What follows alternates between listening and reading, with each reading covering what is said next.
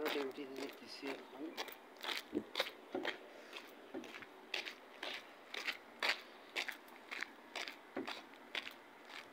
যখন কোনো ব্যক্তি দেখবেন যে আপনি তার কাছে গেলে তার আশেপাশে থাকলে সে বিরক্ত বোধ মনে করে, তখন আপনি বুঝে নেবেন যে আপনাকে সে সহ্য করতে পারতেছে না, সে না পাইতেছে আপনাকে এখান থেকে বের করে দিতে।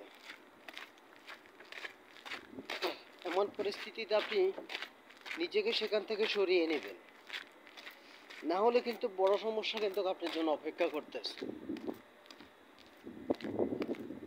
কিছু লোক দেখবেন আপনার কাছ থেকে শুধু সুবিধা ভোগ করতেছে, আপনার কাছ থেকে এটা নিতেছে, ওইটা দিয়ে নিতেছে, আপনাকে দিয়ে এই কাজ করাইতেছে, ওই কাজ করাইতেছে, আপনার থেকে সব রকমের সুযোগ সুবিধাগুলো নিতেছে, সব সময় নিতেছে, কিন্তু আপনাকে কখনো কোনো সুযোগ সুবিধা দিতেছে না। বুঝে নেবেন যে ওই ব্যক্তি আপনার যে কোনো ক্ষতি করার জন্য সে অপেক্ষায় আছে। সে আপনাকে কখনো ইজ্জত করেও নাই, ইজ্জত করবেও না, এটা হলো তার চরিত্র।